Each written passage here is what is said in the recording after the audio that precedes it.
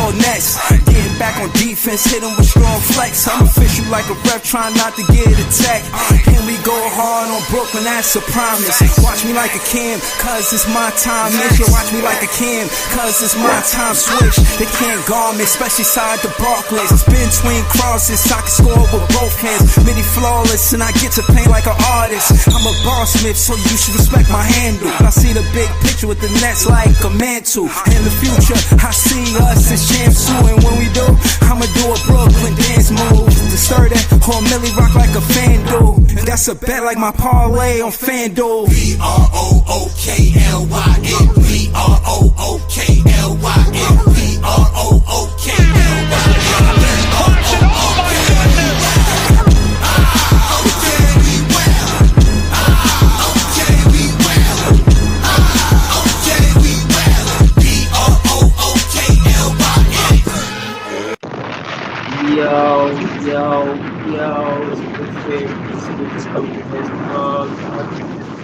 TV on a pen with us. Shout to the Nets fans, the best fans. Shout to Paul Thorne. Shout to Joey BK. Shout to Peoples Hernandez. Come on down. Man, I thought we had a chance when we had it. We was within 5. You got it to 5, man. Right. It was looking like we had a chance, man. I gotta give a shout out to Keon Johnson, man. And to Ola Watula. What's his name? O.E. I'm just calling him O.E. Like, that's Old English, man. Call him T. His name Tucson. Call him T. Word. That's his first name. That's, I mean, word. But I thought tonight's game was, again, like I said, I thought I wanted Noah Clowney to get more busy. I felt like he was doing good in the beginning of the game, and then he just wasn't assertive. You know what I'm saying? Like, he just got those early points. I just knew he was going to get 25. And what's going on, guys? He just slowed it down. What up, John? So I didn't like that part, man. I didn't like the fact that Noah Clowney slowed down his pace, his assertive. He didn't put up enough shots for me. He had 10 shots at max, and he had like 14 points at the half. Like, 11 points at the half. How do you have 11 points at the half and 14 points for the game? I want to see more from Noah Clowney. I want him to be more assertive and more consistent. So I was upset at that, honestly, though. What about you, Jay? How you felt about the game tonight? Yeah, I missed a lot of the game because my preview was fucking up. But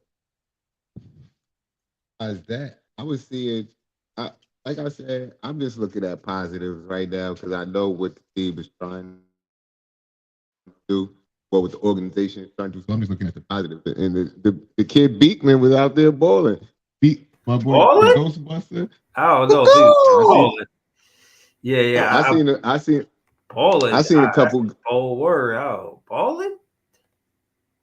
When we was that little comeback, Beekman was out there doing his thing. He was dishing the rock and he was scoring a little bit. I don't know. No, who else? That part, yeah. Who else? Tyrese Martin. He was shooting well. Keon Johnson, of course. Yeah. That's 4 for 9 from the line.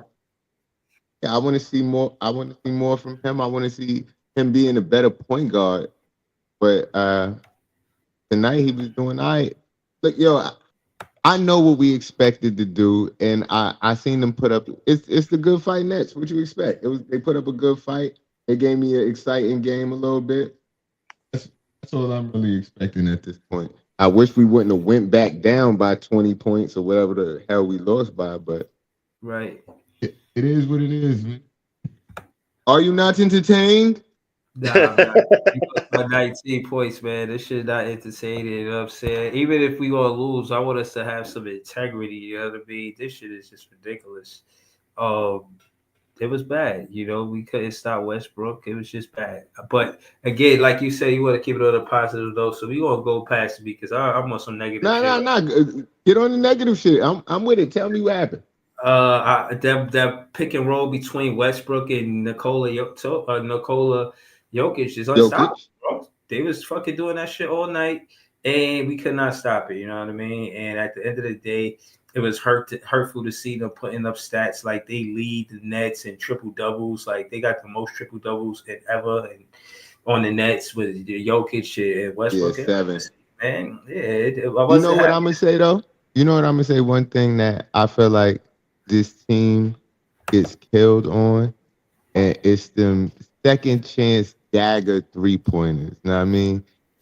I feel like they don't get the offensive rebound and they don't close out immediately and always give up a second 3. Like a dude to shoot a 3, they get the rebound, and that second 3 always goes in.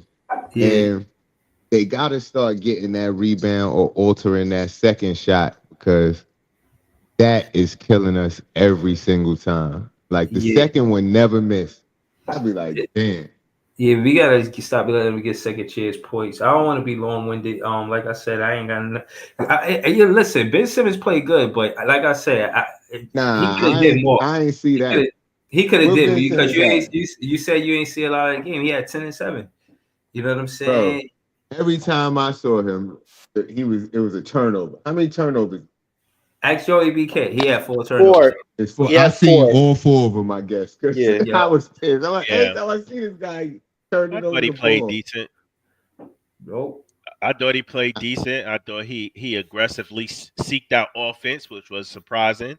Right. Looked like he had a little bit of confidence with his offensive game. He wasn't scared to shoot the ball. 5 for 7. Yeah, I thought he played decent. He turned the ball over, but he played decent. Yeah, man. But he better start playing decent if he want to get traded or get some money like the rest of these dudes. Yeah. Abu Baba, whatever. And that nigga ain't getting no damn money. Uma, it's Toussaint Uma. It's over for him, Lee. Hold up. I said, bro, it can't be over for him, man. It can't be over. It can't be. He just got to do something. Yeah, Joey. Do what? Over Umha out Wait, here. let Joey go, guys. Yeah, over Uma out here looking like prime Kawhi Leonard out here, man, for a minute, yo. My man was hitting middies. Niggas said prime Kawhi Leonard, man. 3-pointers. He hit the 3 from both sides of the court. Getting the passing lanes. Back to back. These niggas trying to find something positive out of these ass whoopings, bro. Nah, you gotta let fans do what they do. You know what I'm saying? Hold on. I just pointed out. I was entertained, man. I don't know. Hold on. See, look at Dennis Milton. I hear you. I got you, Joey. After we gonna go to Joey, then we gonna go to John. Dennis Milton. Are you not entertained? Look at Dennis Milton. He said, "Yay, no win, wrestling, go crazy." He said, "Top 3 picks on." Like, look at them finding all of the positivity in this dark time for Nets fans. But listen, we went through worse. We need to start doing Rockets games. I ain't gonna lie. We went through worse through 12 and 70. You know what I'm saying? But the difference is we wasn't screaming 12 and 70, nigga. That's what it was. That's right. You got. I'm popping out 12 and 70. That's crazy work. And that shit didn't happen in Brooklyn. That shit happened in Jersey. We better not be 13 and 69. Pulse. Oh my God. That's just all the way crazy, bro. We battled. God, please, no. That's crazy work. No. Niggas said we battled. We battled. Go ahead, Joe. Losing all these games by double digits, niggas. We battled. Hold on, let Joey finish. Let Joey finish. I mean, they was closing the lead, though. I mean, shit, they ain't get their ass beat the whole game. At least they showed some kind of fight. It's a good fight. Came back for 20-something points. So I mean, they just fell. That's like the nigga that gets stole on, bro. And then he take a knee, try to swing while he down on the knee, bro, and get stole on again. Leaf. We just trying to find some positives, brother. We know the team is ass. We know the team is ass, bro. But we still could pop some positives out of the game. Roy point some positives out of the game. I thought Therese had a good game. He did extremely well. I thought Noah did great, man. I mean, all his work was in the first half, but I thought he played solid. And Zaire Williams too, man. His 3 balls looking like money out there. Like I feel like we got to keep Zaire and Clowney. Like regardless, we got to keep them. Dayron 3 ball looking ass. Thank you, Jay. Man need to stop shooting them shit, bro. Like, bro, dead ass, bro. His 3 ball looking ass. He talked about all that. I got the burner. Where's the burner? You need to text that nigga on the jack, bro. Like, I haven't seen Dayron hit a 3 yet. But yeah, it but is what it is. He won that Pacers game he a while hit back. 1 or 2, but We ain't have enough, bro. I like, you know, to add to that, I like that Clowney was 7 for 7 at the free throw line, because it shows Yes, that big growth. he could Mhm. draw contact, you know what I'm saying, and actually get the points on the board after going to the free throw line. You can't, all big men can't do that. But Yeah. again, go ahead, Joey, so we could get to John. No, I just was gonna say, yeah, man, we just didn't have enough. But you know, like I said, it was just certain it was things. coaching, man. Yeah, when I look at these games, I'm looking at the player development side of it, because I know, like, I'm not tripping about no win, because I know that's what matters most. You know what I mean, this season until the draft comes. So, man, it is what it is, bro. We got a bunch of young guys out there. I will say this: the Nets have never been. I don't know when the last time the Nets have been this young and athletic. Like, you know what I mean? We have players like this, like, you know, can run up and down the court and you know, and finish. But I mean, it is what it is, man. You know what I mean? We don't got enough to close games. It's all about development. We took a big L. You know, keep it pushing, man. It is what it is. Shout out to Joey BK, you know what I'm saying? Again, we're gonna go to John for everything Brooklyn Nets. John, talk to us, John. What you saying out there tonight? Yeah, just trying to go into what Joey's talking about. This is mostly a player development game, but again, Coach Jordi, shout out. I mean, this guy's mantra is "We come out to win, win, no matter f and what." So that's literally his mantra on the court. Like, these guys are giving heart and hustle. I mean, to go from potentially being blown out by maybe 30, 40 points this game, they actually came back in that fourth to make it competitive. I thought the first quarter was a lot of fight. I mean, Clowney, 7-7 for free throw, good progression.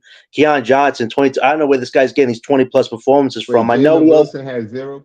yeah, Wilson had a crapshoot of a game, really bad game. But Keon Johnson, listen, we all know he's not going to start. We all know he's probably not a backup, but he's trying to fight to maybe be a third-string player on this team, and Jordy really believes in him. So good to see Keon work on his three-point shot. That's come a long way. And the defensive effort, the rebounds, the assists, it's all a good work in progress. So good for him. Awuman, good for him. 10 points, +8. He's showing you something. Dayron, yeah, three-point shot's not there, but he's trying to give you what he can. Martin, 19 points, incredible. The bench was great tonight. And Reese Beekman, John, shout out to him. John, we can't cap for Dayron Shaw, bro. He was talking all that. And the announcers, the color commentators, they was gassing it up what he said on the post game too. They was like, yeah, Dayron Sharp, that whole comment was on the screen. He said that if you better box him out, No, let's 7-5, this and that, yada yada. Let's go. Yeah, let's go where it is. Dayron hasn't had a great season so Bruh, far, and he's had most 5 likely going to get rebounds, traded. bro. Probably, Nah, he's he probably had going to 5 get. rebounds, bro. Yeah, no, listen, good rebounds. Dayron is probably one of the best rebounders in the league when he's healthy and he's contributing. But obviously, looking at He said you better box him out. Niggas boxed him out. yeah, I mean, listen, look at the deadline right now. It seems like Claxton's probably going to stay and Dayron's probably going to go, unfortunately. But Claxton, I don't know what to say anymore. I mean, I know Priest is going to accuse me of hating on the guy, but I look at the stats tonight. He had 6 rebounds, an assist, 3 steals, 2 blocks, 10 points. That's good, I guess. But a -26, the worst on the team. Again, I just don't know where Claxton's mindset is. He doesn't really have the focus, the drive, and he's just not giving me the effort that you would hope for from a guy that said he was going to be one of the best defensive player of the year candidates. So I don't know what's going to happen with him after the season, but he's definitely got to look himself in the mirror and figure out what kind of player does he really want to be. And Simmons, listen, shout out to Simmons, 10 points. You scored more than Mikal Bridges tonight. Woo! Hey, Reese Beekman scored more than Mikal Bridges tonight. Shout out to him. But W pettiness, Sean. W pettiness.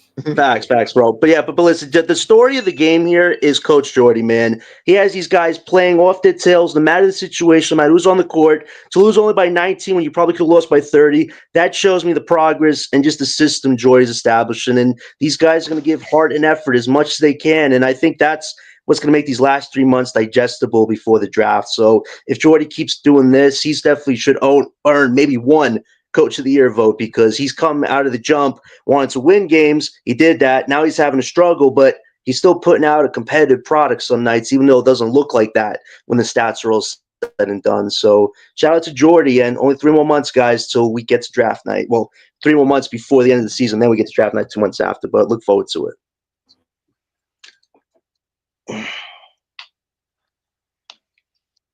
There you have it. Wow. I recap every game, you know that, bro. So that shit hurt. I ain't gonna lie to you. Word, but appreciate you, John. Thanks, Bree.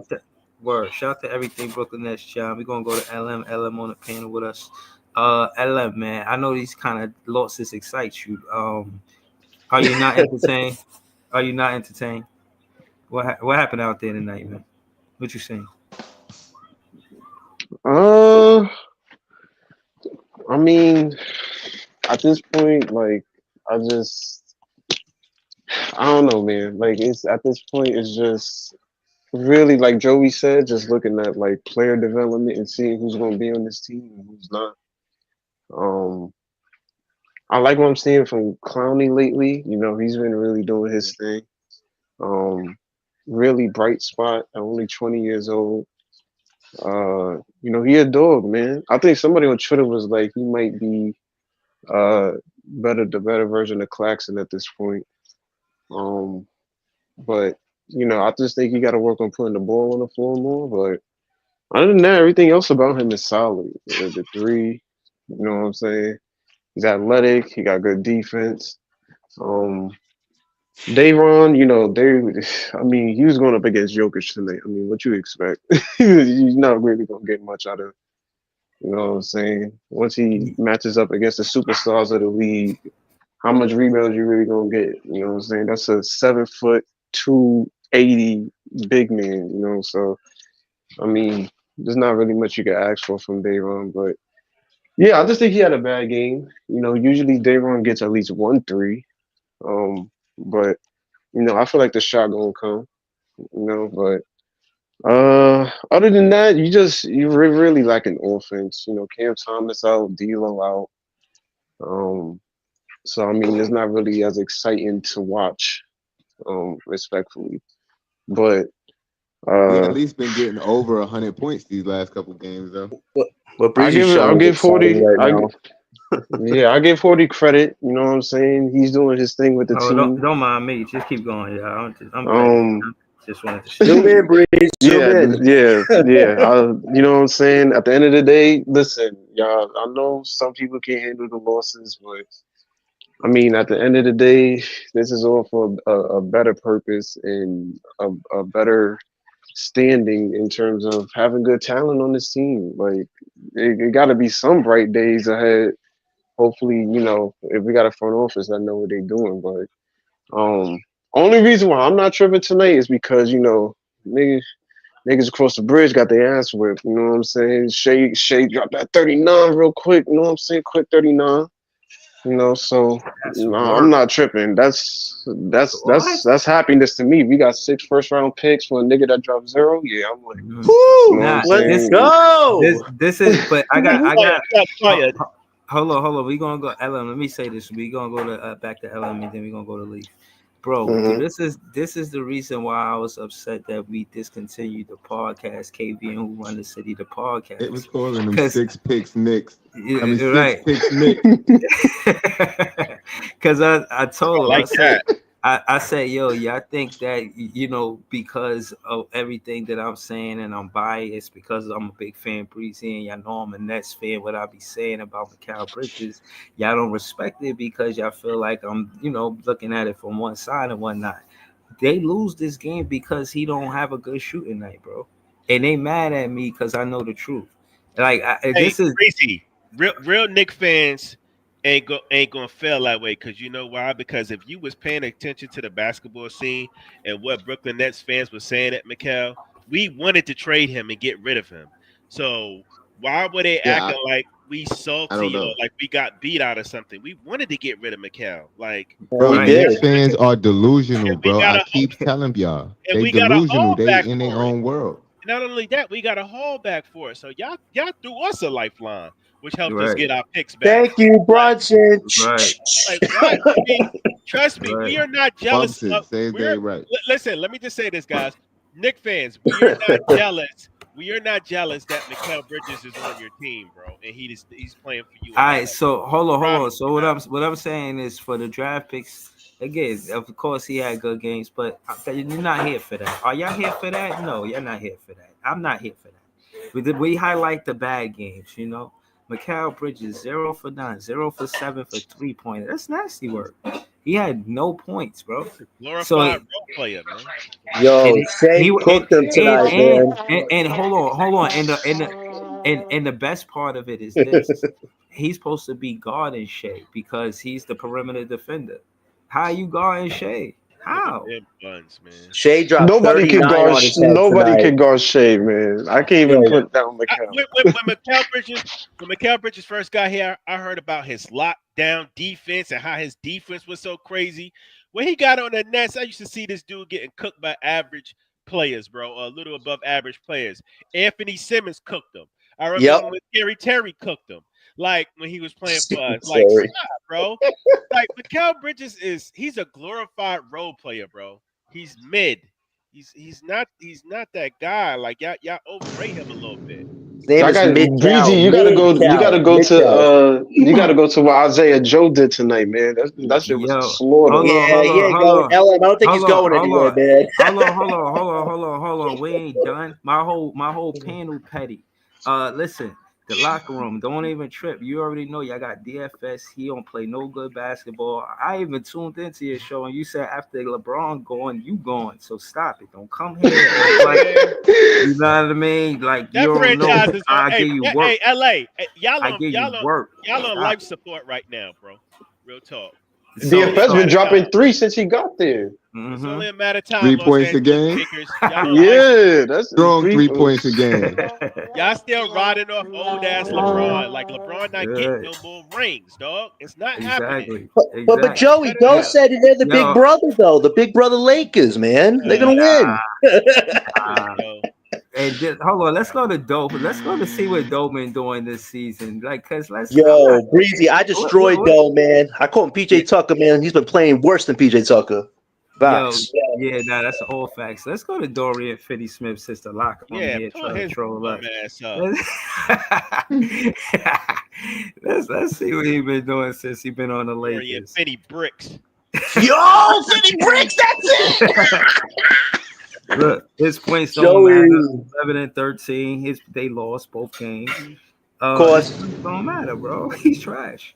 Like at the end of the day, he played like a little brother. You know what I'm saying? He play like you know how you just put the ball over the dude's head and like he can't reach it. Like that's how they play versus you. I know Luka treated him like a little brother when he was on our team. Yo, did he? Nah, like what say y'all took our trash. I'm glad he changed that number too. Good. All right, so look, man, like I said, man. Hey, look, how tall are you, man? You a power forward. You 6'7" in the NBA, and you only had 3 rebounds. That's nice. And y'all got spanked by Dallas without Luka and Kyrie. Spencer Dinwiddie. They got spanked by Spencer. LM Coldwell. They got spanked by Dinwiddie. We using D'Lo for his because his contract isn't expiring. He's a salary dump. Y'all got Dorian Finney-Smith because y'all still think y'all can make a damn championship run, which y'all can't. That's different. Okay? But y'all took Joey.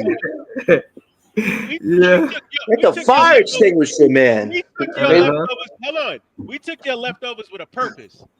Y'all took DFS think he's gonna help y'all get to the finals. Y'all not smelling them. Hold on. I gotta say this.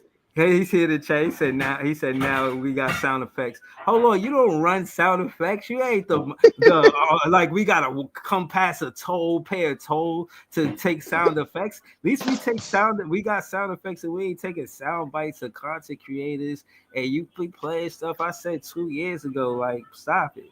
And at the end of the day, I got way more better shit than that. You know what I'm saying? I be saying way more better shit than that now. And again, my point is this: for one, I could never be your son. For two, every time I be in your chat, they know what time it is. You don't want no debate with me. You don't want no smoke with me. You caught your. Hold on. Tell me get up in here. Hold on. I gotta say this. These niggas be tapping in because they be trying to steal. I know they do. That's what they really be doing. No. But Pete, this is the funniest part of it though. He had a show called The Smoke Show until I pulled up, gave him smoke, and then he don't never call that show The Smoke Show no more. He'll call it whatever you want to call it, but it ain't never no smoke show. I don't hear nothing about no smoke on that show no more. So again, like I said, man, like at the end of the day, we lost. Y'all lost too. We lost, but we got a trajectory of what we trying to do with our season. Y'all trying to win and y'all still losing. What is the Lakers' record, man? Exactly. That's the difference.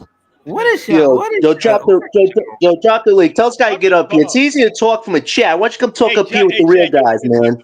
Nah, he entertaining, man. But at the end of the day, when it come down to debating the game, I cook this guy. And this is what I'm saying. Like, yeah, you could entertain, you know what I mean, your chat, you know what I mean. I even think you funny, you know what I mean. Lakers and you be fans don't know basketball anyway. Yeah, and you be talking crazy. Yo, listen, like I'm gonna be honest with, like I listen to I listened to his show. He said, "My glorious King LeBron James." I was crying, bro. Why is that not funny, bro? That shit is calling another man your glorious king is actually crazy, bro. Wow. All right, the whole yo, my mic on? Yeah. Oh yeah, Leaf. We forgot about Leaf. Nah, we can never forget about Leaf. Hey, let's go Leaf. Nah, Leaf don't like LeBron. Lakers, the world knows your role players. Nah, bro, listen, I'm off the Lakers. We see them in this road trip anyway, bro. So that's probably gonna be one of our scary wins. That's probably a win. Yeah, that's probably a win. Probably one of our scary wins. All right. and if D-Lo play, he gonna go off. I don't even feel comfortable about saying that's a win, bro, because we supposed to be taking any damn way. But exactly. It is what it is. Facts. So, nigga, you think DFS gonna have his revenge game? Claxton gonna get a block on LeBron. I'll be honest with you, bro. I'm just doing the game because I know it's gonna be a whole bunch of LeBron meat riders up in my chat, bro. So I mean, it is what it is. I'll let him get some screen time, bro. Like why not? Go ahead. Laker fan, nigga just turned 40, and Laker fans think they got the man from Miami. That shit is not working. Real. Exactly, like that nigga is done. They hanging off this guy's 4 rings, man. For real. This is 2016. It's not. Yeah, like come on, bro. Like that's just y'all lucky I even got AD. AD is really the one carrying y'all niggas. Oh, he out. LM, he's out. This guy retires, he out, man. That trade request gonna hit like quick, man. He out. Yeah, AD not staying there. Not with LeBron though. We play them next Friday, January 17th. Yeah, man, they're gonna get that work. I think Cam come back for that New York game though. Cam Thomas. I think he come back for that New York game. No, he's coming. Yeah, he is. I think he might, or maybe we'll keep him out a few days. But because I think that's the 9. I think that's the 9-game minimum. I think after the West Coast trip. I hope he come back for that game. Yo, that's the rivalry. I think that's rivalry. I think that's rivalry week too. I want us to cook the Knicks on the 21st. I think that's rivalry week. I think that game starts on rivalry week. If we got D-Lo, Cam Thomas, and Cam Johnson, I think we got a shot. We gonna cook Johnson might be gone, Jay. He might be gone before that. Nah, Johnson might still be here by the Knicks game. I'm not even gonna hold you. The kind of numbers Cam Thomas put up versus the Knicks is phenomenal. But yeah, hold on, let's go to Leaf because you know what I mean. You gotta get the Leaf and PT. Talk to us, Leaf. I was looking for your play-by-play. I ain't see it tonight. What's good though? Did you get a chance to see the game? I was in and out of the game, bro. But really, I was just playing. I was playing 2K. I was dunking on niggas like Blake Griffin, bro. Like I was like, I ain't watching this shit. I'll be honest with you, bro. Like, I mean, I'm just waiting for this roster to get flipped, bro, because I know it is. I mean, a lot of shit that I said was going to happen, bro, needs to happen, and it's on its way to happening. Everybody is getting what they wanted. John wanted us to be getting our ass whipped, so we getting our ass whipped. Couple other people. Strategically, of course. If you want to call it that, man, but I don't. The strategy, whatever the strategy may or may not be, whatever.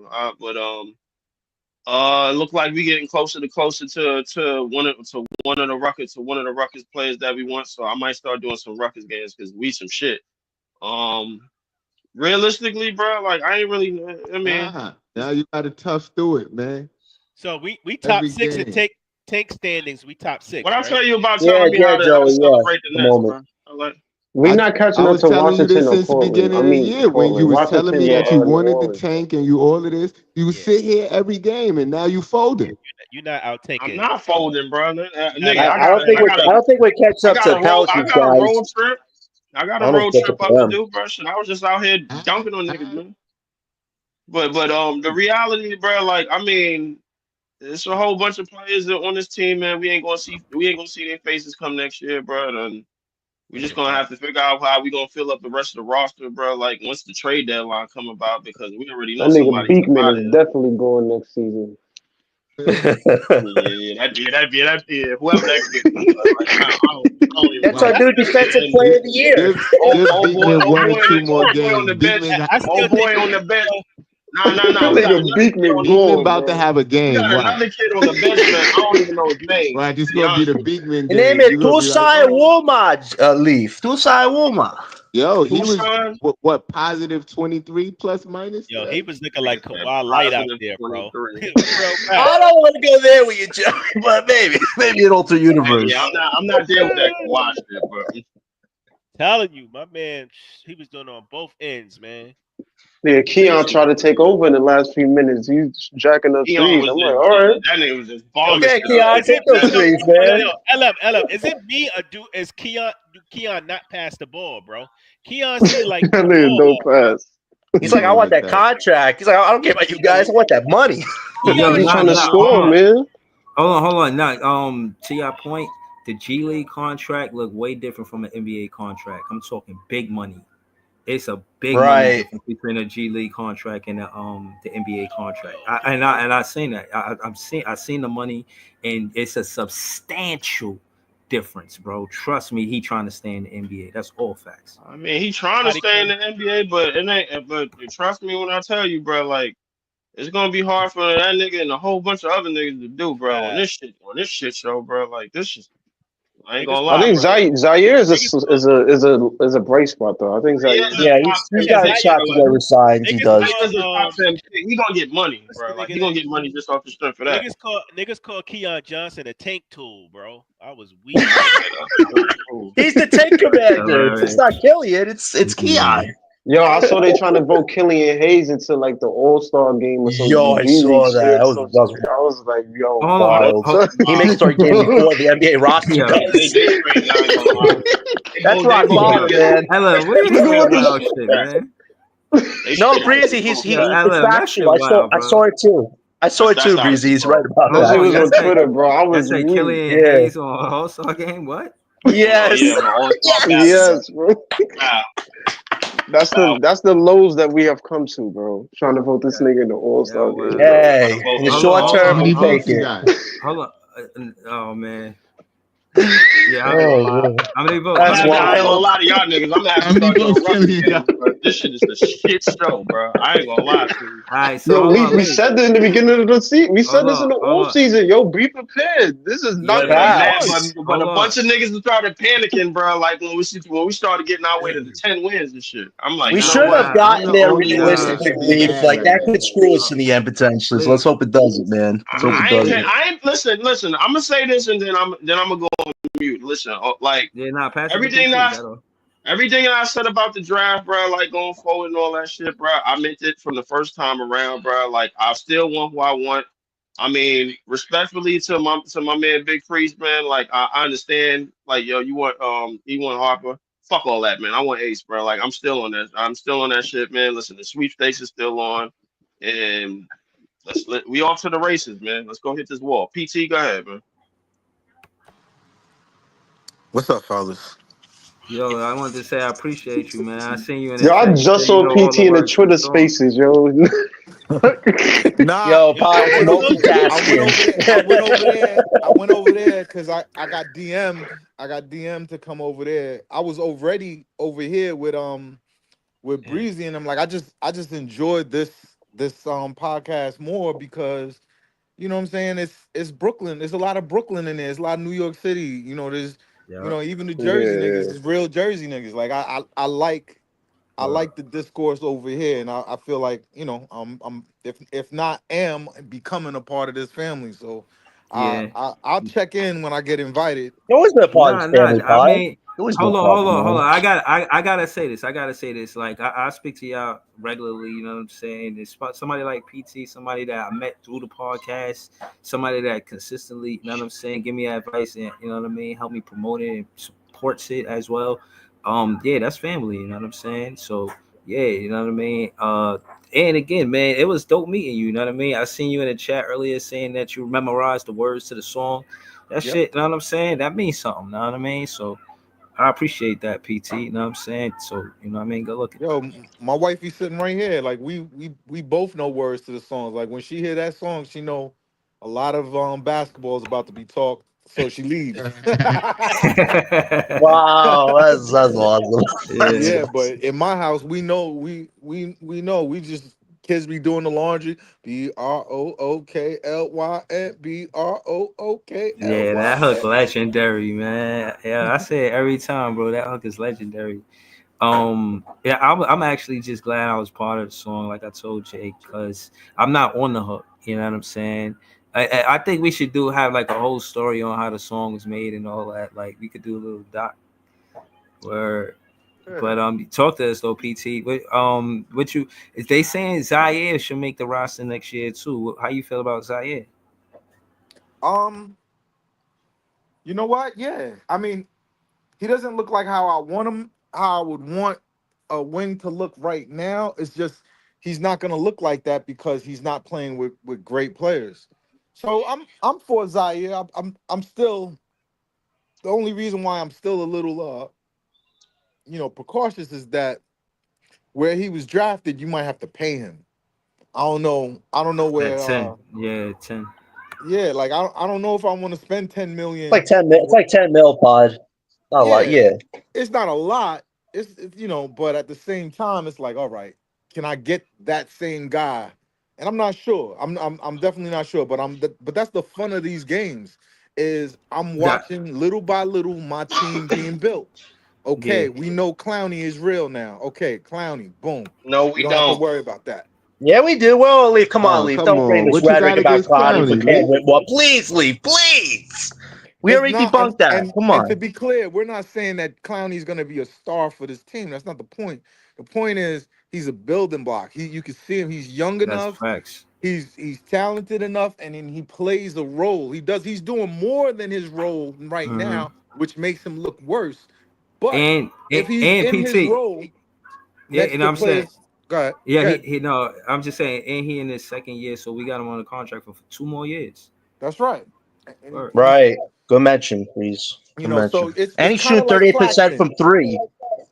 Yeah, and exactly, but it's kind of like Claxton in the sense of when we saw Claxton playing with real, MVP level, All Star level players. You know what I'm saying? He looked much better. And when Clowney's gonna be playing next to Cam Thomas and Ace Bailey, then that's gonna lift him up. He's gonna look freakishly good. And we seen that exact phenomena with players that's leaving this team. You know what I'm saying? DFS goes to another team, he don't look the same. Same thing with Schroeder. Schroeder goes to another team, he looks like a journeyman again.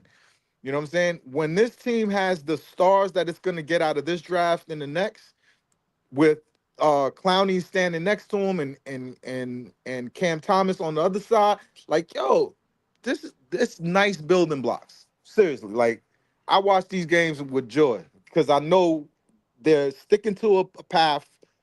They're trying to make the best of it. You know what I mean? The coach is learning. The only person I feel sorry for is Jordi. Jordi looked like he's crying.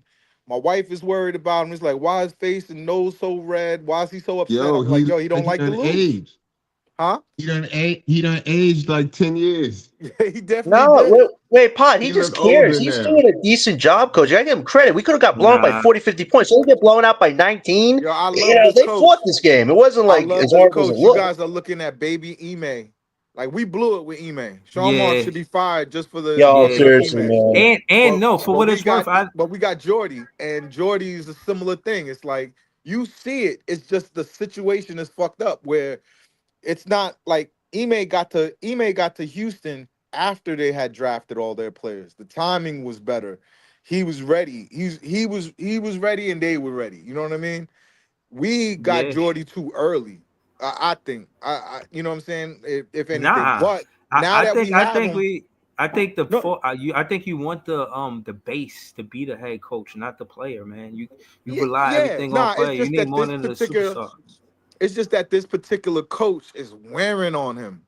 I love it, and I feel bad for him. You know what I'm saying? Because if you look at what's going through, the man don't like to lose. Nothing wrong with that, but he just gotta figure out a way through this emotionally because literally his eyes be red. Watch those post game conferences. I mean press conferences.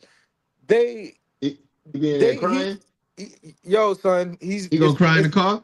Yo, I don't know if it's crying. I wouldn't call it crying. You could just see the emotion. You could just see the anger in him.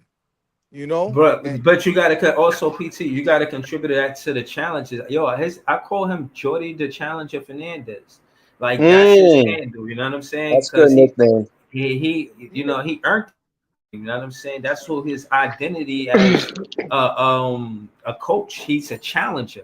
You know what I mean? He's always in I the wanna give ref's ear. You know what I mean? Well, Trust hold me, on, if he had more PT. let me I tell you want challenges, what he would take more what Mets challenges. fans should be looking out when they're watching Jordy. When you're watching Jordy, like the challenges are okay. He got a whole group in the bench looking at the plays over. But the thing that really impressed me that Atkinson was really good at too, the out of timeouts plays. We score almost every time out of timeout. I don't know if you guys have noticed that. Coming out of timeouts, our plays are pretty good, man. I gotta give that's a sign of a great coach right there. Now, what is he gonna do when he has talent? You know what I mean? He's gonna rock it out. He's And gonna make rock it it out, Pod. He's right, gonna rock it out, man. right. Hey, But can I Also, just say this one thing to you too, Pod? go Would ahead. you rather have this Jordy Fernandez or Steve Nash? When we lost 0-12, he was Come saying, on, man. "Good job, guys. Good job." Like wasn't holding nobody accountable. This guy holds everybody accountable, no matter the Right. situation. Yeah, it might take a toll on him, but you know what? He revels in this. He's happy that he gets to actually coach a team and help build them through adversity. Because if you want to win a title, it's not going to be easy. You have to go through some landmines to eventually climb to the top of the Listen, mountain. And I give hold Jordy his on. props for that. Right. Let me add to that. Because I just want this is the title of the show, so I wanted to speak to Jordi, the Challenger Fernandez, because for like 2 summers, and this is kind of how I met the locker room, and just trend. How you say it goes into what I'm saying right now about coaching and how I was saying that it's 45% contributed to winning. You got to give the better half will make 55% to the players because they out there, the shot creators. Like the coach is going to set the tone, have the identity, and it's going to have the X's and O's, the plays out of timeout and etc. But sometimes you really, as a coach, need your shot creator, your superstar to go out there and do some amazing shit. You know, you need them to go out there to do some incredible play shot making ability. Like, bro, trust me, there's a lot of 3D players, and the more I watch the game, the more I can see that a lot of these players can't put the ball on the floor the same way. Some of them, like they prevent you from stealing it, but actually creating distance and space with their handle, they can't do that shit, bro. Like the special players know how to do that. You know what I'm saying? And I'm only saying that in contrast to head coach to players. The head coach is going to give you the X's and O's. You know what I'm saying? And if you know how to execute it, you ain't, you picking a clean pick, a clean roll, a clean screen, so you ain't getting offensive, you know what I'm saying, charges and all like that. That's the coach. That's the coach making sure you disciplined. If you're not, you get pulled out the game because that's a turnover. You feel what I'm saying? So Jordi Fernandez does a lot of that, where he's holding these players accountable. You getting minutes based on you play. Like I was rooting for Jalen Wilson tonight. He played bad. And every time Jordi Fernandez gave him another chance to shoot the ball, he missed. He was 0 for 5 tonight, 0 for 4 from the 3-point line. Jordi Fernandez gave him every chance that he was supposed to get for him to get extended minutes. And you know who got his minutes? Tucson got his minutes because he didn't play well. And Keon Johnson got more shot attempts because Jalen Wilson wasn't shooting well. So what I'm saying is Jordi Fernandez is given the opportunities for these players to develop into shot creators. And we see strides in Keon Johnson, Zaire Williams, and Noah Clowney. These are where I see no, I'm sorry. and also Tyrese Martin. Yo, where's Iceman, man? Shout out to Iceman. Because Tyrese Martin, bro, he's I'll be mad when he ain't on DraftKings. Like, yo, why he ain't on like he can shoot the ball, bro. Like that ass. Cause I think he probably our best 3-point shooter outside of Cam Johnson. Like, I mean, on the roster now. It's either him or Noah Clown. Who y'all think shoot better? Him or Noah Clown? Tyrese Martin. I give it to Martin. Tyrese Martin. I think Martin. But Martin better shoot. the thing about it is, like, to PT's point, but like, bro, like I get, cause I think he understands the plan. I just think that the losing, the losing is obviously gonna get to him. Like, he's a coach and he wants to win. Like, that's obvious. But realistically, you know what I'm saying? You got to think about it like this. Most of the most of the tank teams or most of the rebuilding teams, they still have the same coach. They still got the same coach that was with them during that rebuild stage. Look at OKC coach. He was with them when they had 2 losing seasons in a row. He's still there. Now look where they at. Look where they at. The Orlando coach was still there when they was losing. Look where they at. So, like, with Horty, I just think that if we are doing this right, he just gotta have patience. And sooner or later, now that we got the right coach, if we can put the talent together based on who we get, you know, he can be up there with the OKC coaches and the Orlando coaches and finally be on a winning team. Like, yo, I was here when we was through the ringer. And now that I got all this talent with me, I can make something work on the court. And, you know, now we here. So I just think it's a patience thing. Like, nah, he's not gonna get fired, obviously. Like, this point in time, I just think that if Sean, and it's on Sean Marks to do his job correctly, because you hired the coach, you got that right at least. But that's do him right. Do him right with the draft picks. Do him right with the talent. Get him something that he can work with. You know what I'm saying? Get him something that he can put on the court. And, you know, do or him at right least and be get him. excited to work with, in the sense of, I Yeah. got this young dude. We just got him out the draft. We losing right now, but when I'm done with him, he's gonna be one of the best players in the league, and we're gonna win You everything. know how Like that's Horty can that's the make either mentality he has Dylan to have. Harper. You know how Horty can make Dylan Harper, Cooper Flag, or Ace look. If you land there, Right. they gonna look insane with him. Like, especially the Dylan. If you get Dylan as your point guard with Horty, like, yo, he's gonna love Dylan and he's gonna love Ace. Like, to me, it's just a matter of put yourself in a position and do him right. Make sure that you get talent on this team, because the fact of the matter is he wants to win. The dude wants to win. He's a winner, and Yep. I'm sure he understands that he got to lose and he got to deal with all of this. You know what I'm saying? And it's tough on him. I can see it in the post games too. Like, it's not easy. These dudes got a winning heart. They don't like to lose. You know what I'm saying? He probably part of that psychopathic mindset. Like, yo, I think we can win against every team, and you see it. Like, he really thinks with the roster, like, yo, we can win every game, but the talent is Nah, not bro, there. hold on. It's not that he is psychopath. No, he want Nah, to win, man. You in the press the conference every psychopaths loss are the with ones that tears in really your like eyes. the Spolstras, the great. I'm not saying he's in that arena, but the But main he got thing that that they vibe. have in mind, right? He has that vibe hands down. Like, He's he's super very competitive. competitive. Yeah. Like, those coaches, those are the psychopaths. Those are the dudes that, yo, winning is in they blood. Like, they can't stand to lose. Like, that is a main core component that he has. And that's a good thing to have, man. Listen. I'm at this point. I'm glad I was here for those 13 games. You know, y'all said 12 and 70, and I remember saying, "Nah, we ain't gonna be that bad." And that we was kind of winning at the time when I said that. And I said earlier, jokingly, 13 and 69. I don't think it's gonna be 13 and 69. I don't think it's that bad. Well, Breeze, you remember my magic number was 14, so it won off of that. So why you say I went through a 12 14? and 70 season with this team. Well, how many as far losses as we are now? wins, 27? Which yeah. Or hold on, what? 26? How much 25, I think. losses? How much losses? Oh, 25? I don't think we reaching 70 13 and losses, bro. That's 25. 69 Hey, yo, losses. we That's a have a bad. far way to go to catch Utah too.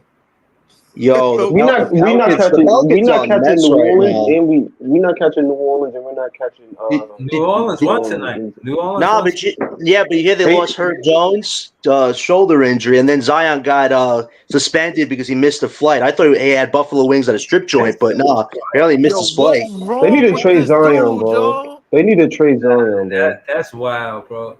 They Yo, need hold to on. trade Hold Zion. on. This is Listen, bad. listen, hold on. Listen, this is why Cam Thomas is my favorite player because he's basketball. He's all basketball. He's professional, and he loves the game. And as a professional, all he's do is show you that he loves basketball.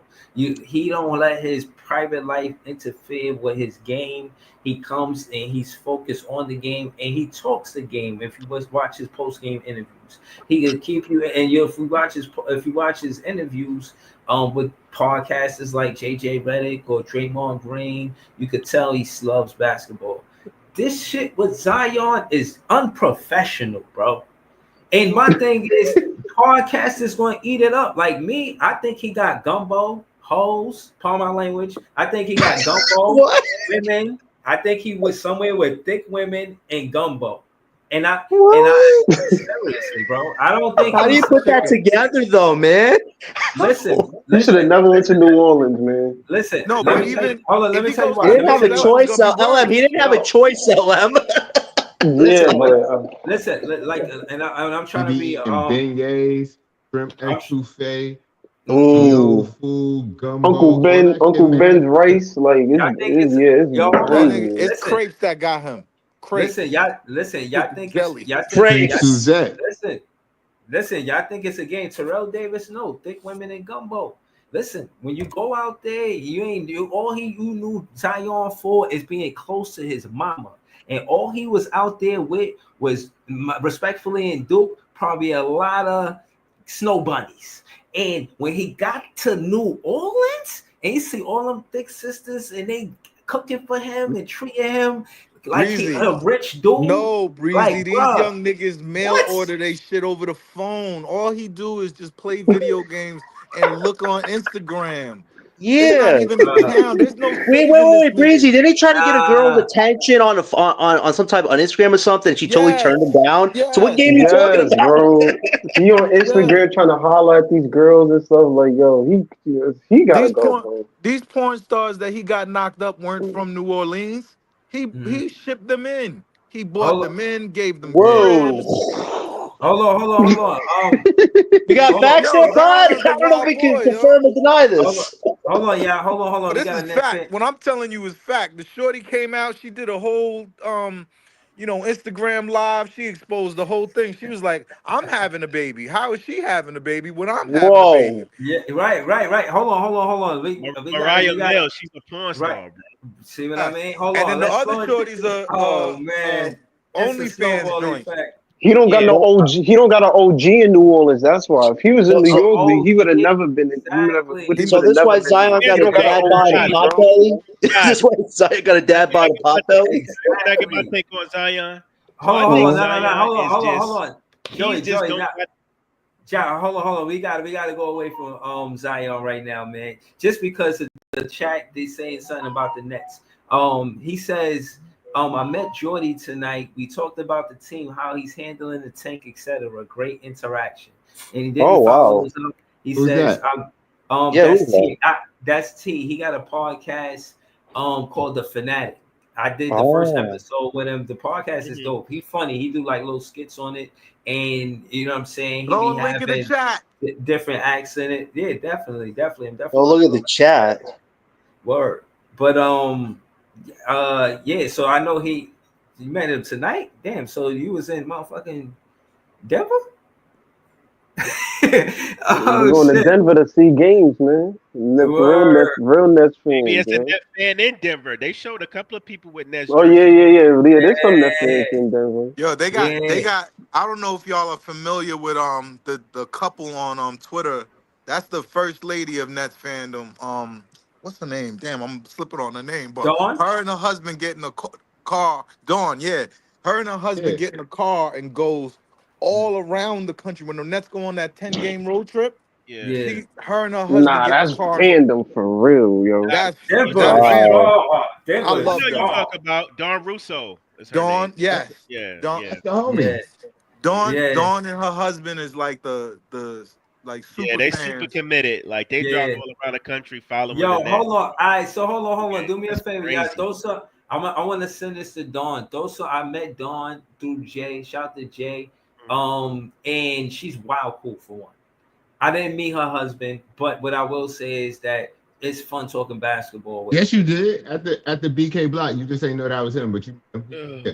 Oh, okay, cool. I did meet her husband, but I'm saying that to say she said she wanted to come on the podcast. You know, I had to ask, and so just throw some ones in the chat if y'all want to see one of the best fans. When I say best fans is Nets fans, I'm definitely talking about Dawn.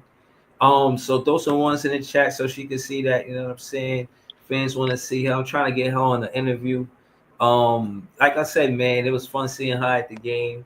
I actually interrupted the conversation with her and Frankie Ice. Like she's really dope. You know what I'm saying? Yeah, and Um, everybody, all those people you name know her and respect her, and like not just her, her kids, her grandchildren. You know what I'm saying? Like a few years ago, my son, and when he was still small, he's 12, he's 5'5" now, he's a big dude. But yeah, he played with her grandchildren. When my wife got sick, she hit me up and was like, "Yo, I heard your wife was sick and all this other shit." Like she's literally the best, the very best. word. So Yeah, Net fans, That's we good. awesome to We hear. out That's here, really man. awesome to hear. Yeah. Brooklyn Yeah. fans are Speaking of which, everywhere. We're not just at Brooklyn. We all over. We all over. yo, Breezy, did you see? They just released it. I think the Nets just released it. What? They put out a video of a film focus that Cam Thomas did with Lucas Kaplan, and they breaking down film. Like they both breaking down like Cam Thomas catch and shoot. They bringing down how he's reading the offense. Yeah. And like to me, it just shows like, yo, Cam is got a really good IQ, bro. Like Yeah. even the way he looking at the film and he breaking it down, like, nah, this how I saw Claxton. I knew Tatum was coming up, so people Uh-huh. gonna say like, I'll try to, Yo, hold on. That's if out they right gonna get now. those That's shooting. out right now. Yeah, Yeah, Oh, I'm gonna I go check watched it it. out. I'm gonna check it out. We could watch it together right now. We could get Man. into that, and then I'm gonna probably close out. I gotta be up early, but we could definitely get into that. And again, I remember telling y'all this before this interview with Lucas Kaplan. I like Cam Thomas as a player Breeze. because of the post game interviews, bro. He really, I was telling y'all, yo, his IQ, like, if you watch the post game interviews, y'all see that he has a high IQ for basketball for sure. You know what I'm saying? I'm not saying just for basketball, but I know he know basketball. You know what I'm saying? For sure. He just looks more relaxed with Jordy, man. Like Jordy knows how to utilize Cam Thomas. I think that's the one thing he was missing was a coach that actually knew how to utilize him the right way. He doesn't have to be the guy with the ball taking all the shots every game. Just being efficient, good scorer that can pass, defend, and just be active. And I think that's the great thing about Thomas. He's been active in the games he's played this year, which is good for him. And one thing also, that's to, helping John, is his have you catch and noticed that shooting Cam too. don't look anxious anymore?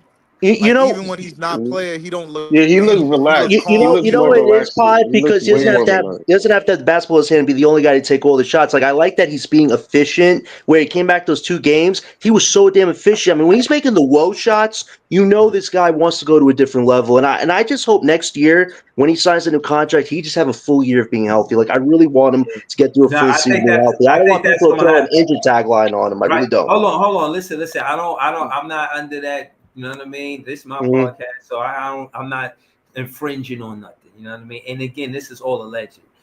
And this is to add to PT's point, right? Before I get to the comment, shout to T. Uh, he don't look anxious because I think there's an understanding between Cam Thomas and the Brooklyn Nets. And the franchise, the player, I think it behooves both parties, both of them, to stay together. You know what I'm saying? I'll say that, but I wanted to go to PT. Then we're gonna get to the chat. Go ahead, PT. What you saying? What you saying? Yeah, nah, that's good because that means there's communication. If I mean obviously it could be chaos in the background, but right now I see the players kind of understanding what's happening. The young players are taking advantage of it. And I think I think if they didn't communicate, Cam would be worried about his next contract. He's a free agent. He's on a losing team. They're keeping him out at an extended time. He don't care because I think Sean Marks told him, no matter what, nobody's gonna outbid us. You're gonna be good. You know what I'm saying? And he Yeah. understands it. And he's so young. He's 23 years old. He's so young that it's like, oh, I only gotta wait 2 years. All right, I'm gonna be really. When I'm 25, I'm gonna be killing by then. So, he gets it, man, and that's important because if he's gonna be one of the pillars of the team, you need that pillar to be rock solid. You need that pillar to be about this place. And I think he's coming to the place of ownership. This is my team. He's got a good partnership with Jordi. Yeah, I could trust that dude. And then I know better players are coming. I understand what's doing. They tanking so that Mhm. they could add better players around me. Right. And when you have your best player that comfortable, that calm, like even Ben Simmons, I'm looking at him. He know he's not gonna be on the team next year, but his Mhm. his back his back acted up on him during the game, and he went from 7 or 8 points real quick to finishing the game with only 10. You know what I'm Yo, you saying? Like seen stuff. him, but you seen him dunk it backwards. I was like, yo, who is Yo, this? where did that come from? Wait, I where mean, did this injury-prone guy who can't do that he now can couldn't do do it? So that's anything why I always go, wow. a- Really, Ben? after that. After he did that, he couldn't do anything else. Like the Yeah, Yeah, man's back is done. The man's yeah. that's back is done. Like wild. he hadn't played in 3 games, so he Tell him the came out, story, Jay. Tell him the looked story, crazy. Jay. You know what I'm saying? Yo, But man, Yeah. the Tell him the I right was story, person in is Jay. row comfortable. C. Sean, Tell him the God, I story. was in row C, man, all the way at the begin, all the way in the front, bro. Like before row 1, 2, and 3, I was in row A, B, C, and I see Ben Simmons. I got the camera turned on me though. I'm talking to Breezy in the live. I'm like, yo, it's going down in here, and running through the lane, you just see Ben Simmons on the layup line. And he runs up, throws the joint between the legs, slams it down with authority in the layup Oh line. my I'm goodness. like, oh shit. Ben Simmons might be back if he doing that. Right. yeah. And But Did anytime he he do a do reverse slam to me?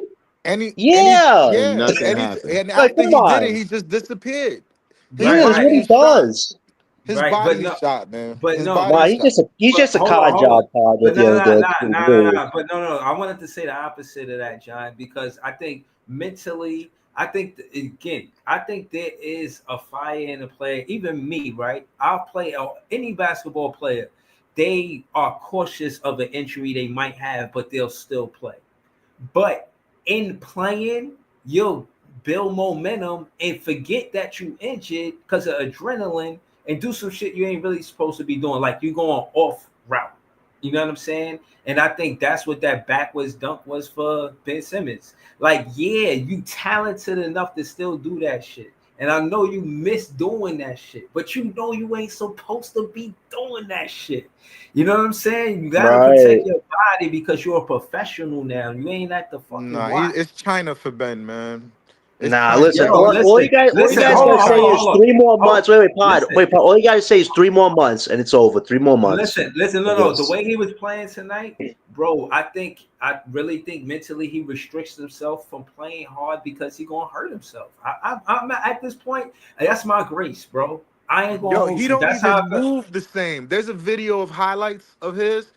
If Mm-hmm. you watch his highlights, I'm like this afternoon watching these highlights off Twitter, and I'm looking, I'm like, yo, he don't even look like the So same human being anymore. so It's over. Breezy, you don't think it's more of a physical thing with Ben? You think it's just a mental thing? Like he's just scared to hurt himself again, so that's why he kind of Yeah. like he doesn't go 100%. Yeah. But Now because I trust Jay's story and I remember I don't think Jay would lie to me about what if his body is that. broken Jay's down though? story is Right, right, 100% real because I've seen it right, too. right, right. So my point is, mentally, he knows that if he play his hardest and compete at his hardest, at it to his best of his ability, he's going to hurt himself. I believe that, Okay. but So not so to. Well, go but ahead, but go ahead. but what I'm saying is so that proves that it's more physical than mental. he knows he's not the same player. He knows his body is different. So that's kind of fucking with him mentally because obviously everybody knows Ben Simmons needs his physical attributes to be on 10 for him to be a great player. His game relies around athleticism. Right. You feel me? So if he doesn't have that, if you take away his superpower, he's nothing. You know what I mean? But hold on. Correct. Right. Now I just wanted to say that. Hold on, I want to get to the comments and then I want to get to this video. Because they shouting out Jordi Fernandez. And people, you could just join, bro. I seen you in the chat. You jumped off. Just stay in the studio, and then I gotta bring you on. Yeah, but Ben is cooked, though. I agree with you, though. He is cooked. That's all I have to say. He's definitely cooked. That's why I don't worry about Ben. Like Ben is out there trying to save his career and hold a place, but he's not a part of this shit going forward. I don't know why people have such an emotional reaction to the dude. If you have an emotional reaction to him, it should be sadness because I can't trust Ben Simmons or his body. The problem is some people want to keep him to a minimum contract. I'm like, why put yourselves through the pain? It's not worth it. It's not. He's not for this team. He's too old. Send him to Shanghai and call it a day, man. I mean, LM, how many people you and I talk to that want to keep Ben on minimum contract? I'm like, how do you guys want to keep the guy? Look at him right now. It's a struggle to watch him play. It's a struggle to watch him play. My thing is with Ben Simmons, he need to play less games. You know what I mean? Be in a situation to play less games. Because at the end of the day, he could whatever it is, he could play at a high level but less games. Because he physically dominant, and if he fast and strong, and I seen him, he was looking kind of like he had game. I ain't gonna lie, I was like, yo, David, that little floater with the left. But Breezy, we've been giving him like management. Like I don't think he's been playing all the games. He hasn't played any back-to-back. Well, every back-to-back he hasn't played. He wasn't. But hold on. Let me get to this. And it's not like we running him into the ground. I just. Physically, he not there no more. Yeah, he's not there no more physically.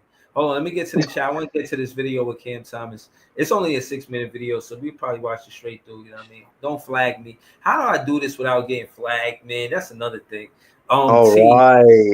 T said Jordi was legit upset at the loss. He expected this team to win every time they lace him up. He has high expectations for each player, regardless of status. He says he's fighting this tank 100%. YB17 follow-up said, I'm sure he's trying to win. The players and coaches are always trying to win. LOL, those guys don't tank. People said Jordi can't stop this tank because he has no legit NBA top-tier prospect on the roster besides Clowney. Okay. The chat fell away. But yeah, shout out to Jordi, the challenger Fernandez, my favorite coach since Kenny Atkinson. That's a fact. Let's watch some of this and see what's happening with it. Breezy, before you started, I want you to. I know you're gonna end the joint right after, but I wanted to talk about something. I don't know. Go ahead, just do the thing. All right. Thomas lines it up. Bingo! It's a three. Cam Thomas have a night. What's up, Nets fans? This is Lucas Kaplan of Nets Daily and recently Nets Film Focus. All right, thank you for joining us. We're just going to look at some plays last season. And on Nets Film Focus, we talked about all the alley-oop passes you threw and how well it paired with your floater. So these couple plays against the Celtics, they kind of come on back-to-back possessions. First the floater, then you hit Clax on an alley-oop. What are the differences you're seeing there? What's causing you to make these decisions? Just trying to get a good start against JB, pretty good defender. So really just trying to get Ben to, set a good screen, just knock him off, his path a little bit. So, I can be downhill one-on-one with Al Horford and UC right there. I have everything. Could have pulled up, but just want to get to the floater because he was playing the pass. That's what I got. So, that's easy money for real. Easy money for real. That same defender kind of been dropped. Just reading his body language, you would say? Nick's already behind him, and, Drew Holiday is low, and there's not much Drew can do with Nick Claxton at the rim. So really just trying to draw Jason Tatum to me. I guess everybody thought I was going to shoot because everybody around the league believes I'm a threat at all times and I'm always ready to shoot. So really just trying to I'm always ready to shoot. Really looking for the lob because, whenever Nick is behind the defender, and that's an easy assist for me. So I just want to use that. And I'm glad you said that, because if you look at the next clip, it's another alley-oop, but it's different because Marvin Bagley steps up to you at the last second. Thomas lobbing it up to Claxton for the alley-oop. Is that reading him? Is that just a feel thing you get, getting more reps in? Yeah, it's a little bit of both. The main thing with this was, like a 3 or 4 play stretch where I was coming off the same play every time. We scored every time off it, just getting where it was me getting the layup, had a lob to Clax as well, a little shake that pass to Mikal for 3. So I knew that he would be more aggressive. You see, only shot Mikal ever made. Trying to stop me from scoring, rolling. So I really felt like I was going to do a little float, just, easy lob to Nick. I feel like we really had a good connection that really grew over the season. So you're on these plays, you can let him play through. You're really reading the back line, that third defender, I guess. Yeah. How did you develop that skill? Who did you work with? Is that game reps? What's your process there? Yeah. Hold on, I just want to say it's noteworthy to say that Big Fan Breezy said the pick and roll with Clax and Cam Thomas was special. Now, Brooklyn Nets themselves, the podcast they host, talking about a pick and roll session with Clax and Cam. I just want to pay me. No, I'm just playing. It would be nice if, you know what I mean, y'all put me on the payroll, know what I mean? But anyways, we're going to get back to it. That's just me. Just my whole life playing basketball and always having attention drawn to me. So really just trying to get back into that mindset of, okay, I'm going to have 2 defenders on me most of the time. And really just reading the help defense. I'm not really worried about the guy guarding me at all. It's more so the help defense, where the help coming from. And where can I get to my spot and get a shot or get a good shot from my shooter? So you think you're not worried about the guy guarding you at all. Pat Ball, when he took Nick, and that's, easy 3 from Mikal. And then this play is interesting because it looks like you moved the help defender with your eyes right there. Oh, yeah, 100%. Because I already knew he would be, waiting to get the 3 because he was wide open 3. You don't give a wide open 3s like that to a good shooter. So I knew if I looked him off a little bit, he'll get all the way out of position, and Nick was wide open for the lob because it was already bringing 2 to the ball. And then when you got 2 to the ball, you just got to find the right man. Just, whatever happens. This is another double team, and you kind of reject it and go away from it. I mean, are you seeing anything? Are you reading the screener defender? What I guess is that? Like I said before, I'm not really worried about person guarding me because, if we set a good screen, there's not much they can do. I ain't worried about him guarding me. The big being that high, they were already trying to get the ball in my hand and double. So I know the big being that high, there's really no rim protection at the rim. So I knew if I just get by my man and, fake out the screen or whatever, I can get to my floater or whatever it is. Pull up floater, but I just want to know whenever you reject the screen is free money, is easy money. So the Nets up by 6. Thomas. Oh no! Oh yes! Thomas on a heater. One thing that really popped last year was all the catch and shoot 3s, the relocations. You shot 43% on catch and shoot 3s. I don't know if you had the exact number, but oh really? When you're making plays like this, is that something you worked on last year, getting those kind of efficient shots? Almost all my life, growing up, I was really the best shooter on all my teams. So I was really the guy doing the catch and shoots. But then once I got older, I started developing my one-on-one game and having the ball in my hand a little more. I kind of got out of doing the catch and shoots because honestly, I never really had an open catch and shoot jump shot for about 5-6 years. So, whenever I get one, I'm like, oh, wow. And I probably miss it. But going into my second year, just getting those reps because, we came in, I think it was COVID year in a way. The draft was earlier, so the summer league was early. Everything was pushed up, so we didn't really have time to work on our games. Really, it was just straight pre-draft into summer league. So you really just went to what was comfortable. So really just getting those reps going into my second year, and it really helped me. So, and obviously when you get the catch and shoot going, especially with a player like me, it's really tough on the defense because then they got close out crazy, and then I can just really do what I do best: get in the paint, make plays, get my pull up and stuff. Or if they try to close out short, and just want to be unguardable.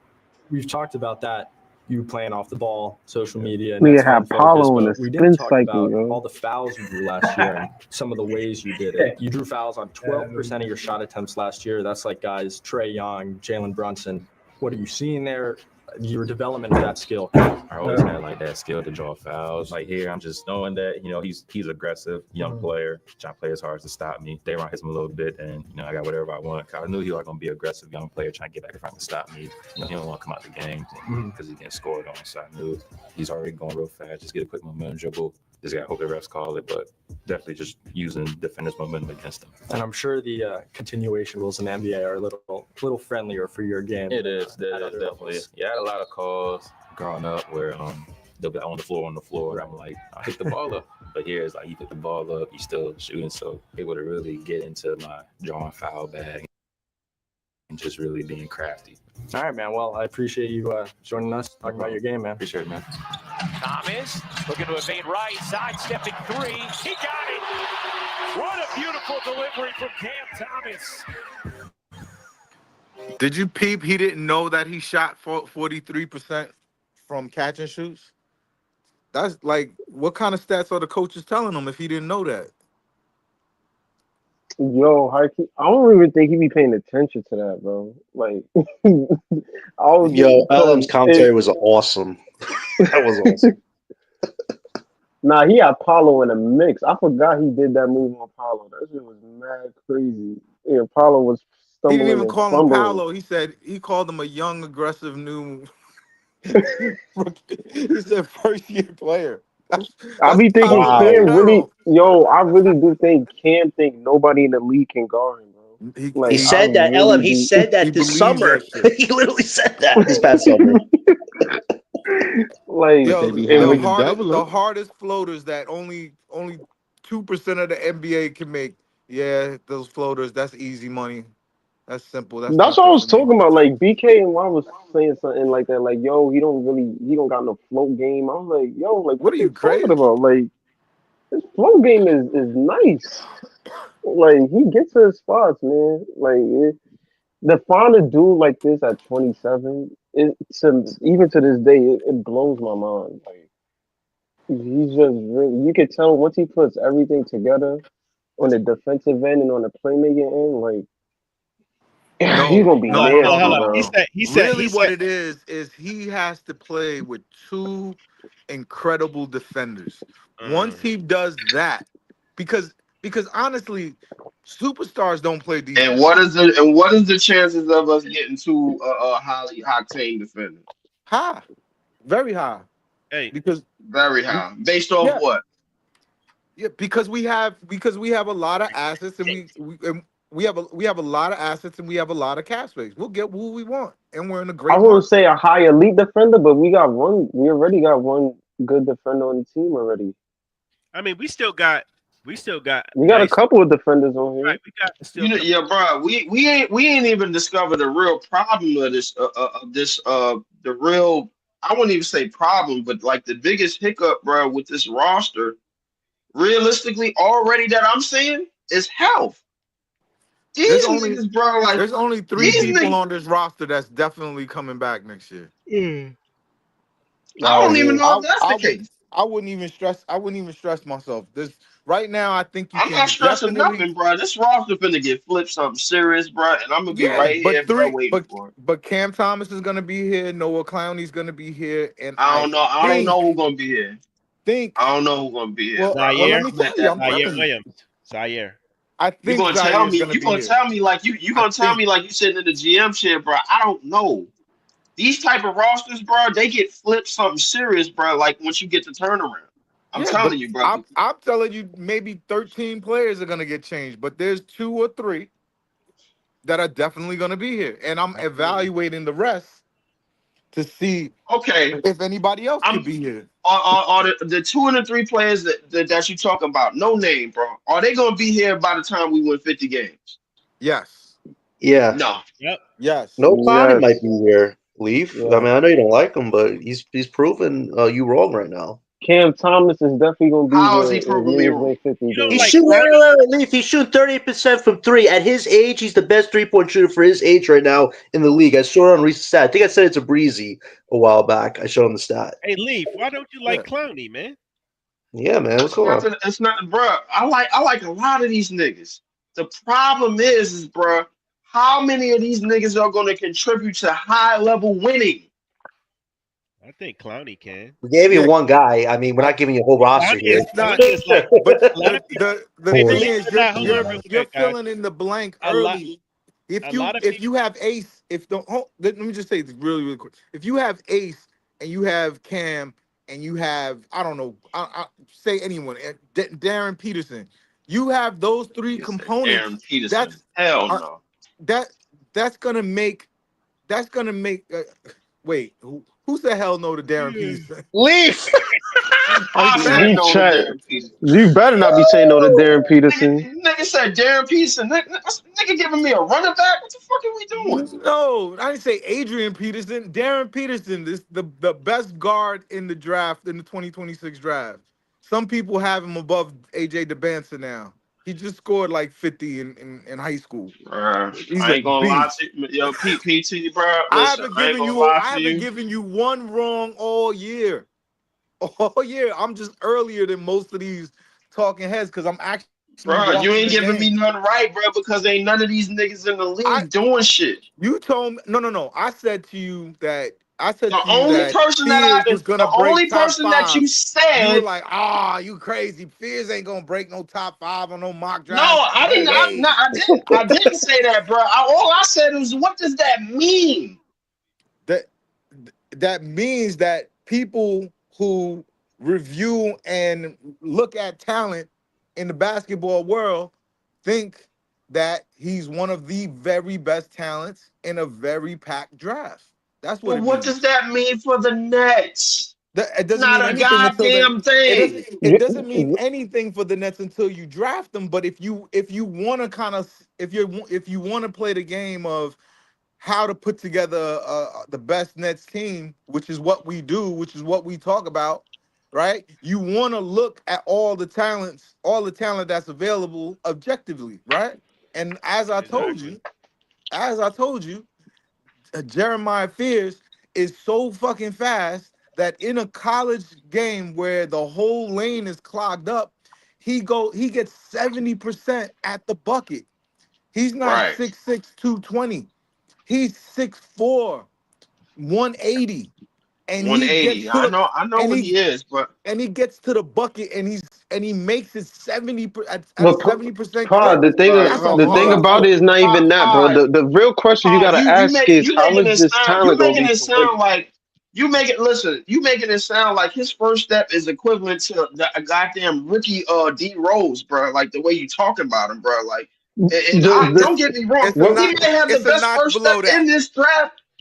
I highly doubt it, bro. Like, what we forgetting is not what we're forgetting is that the talent is not the part in question. Even with people like Rose and Paulo and whatever. Like when Wemby got drafted, San Antonio won 22 games. Like the talent is not in question. The real question is once they get here, what is the team gonna look like and how are they gonna impact winning? That is the main question. I'm not gonna lie to you, LM. Respectfully, your man Wemby was getting low minutes, bro. Like he was playing 28 minutes a game last year. But they were still losing. But the fact is, they were still losing games.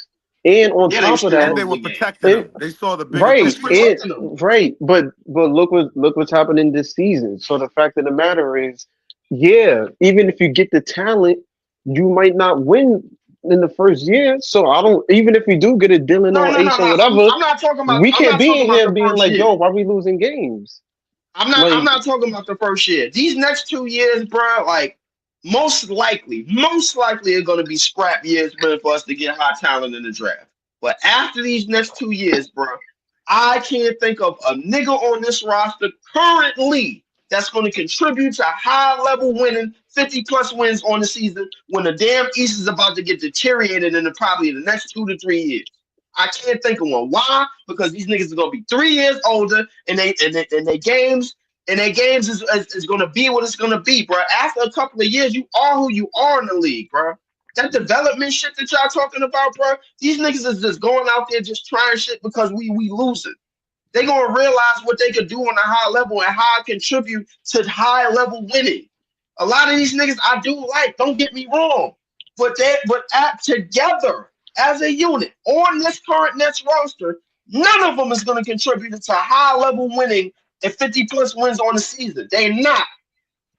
We can't say that definitively. Like if we talking about, like, I mean, at this point in time, I remember back in freaking 2010, bro, when freaking Curry was getting We mad going knee back too injuries, far. bro. We going Like, back too far. but what I'm saying is That's recent history. that's not even that far. But the fact of the matter And is, that's far, bro. I Curry is remember still 14 back years playing. then ago. when How can it be far when Curry Curry's still was playing? getting knee injuries all for the most of his career, and it was like, yo, get him off the team. He not leading us to win. No. Ankle, Like ankle. It was ankle. It was the it was his ankle. he was having ankle injuries for It was ankle years. injuries. You're right. You're absolutely right. It was ankle injuries. Not to mention they were switching up head coaches left and right, and not to mention, bro, they had to switch up that roster to balance out and figure out how to normalize it around them. Everything that happened with Steph Curry with career, bro, trust me, it's one of the biggest anomalies in NBA history, bro. You probably ain't gonna. If you honestly believe that another small guard of that magnitude is going to come around and at least the ball for the NBA or at least the ball for the Nets and going to have that type of impact in the game, bro, like that shit is one in They eight draft billion. the point I'm making is they drafted him in 2009. Golden State didn't have a winning record until 2012-13 because that was the year that they was finally positive. It took them 4 years for them to start winning. So the fact of the matter is, how old was Steph, bro, when they first made the playoffs? 23 years old. right? Sound like So somebody on our roster.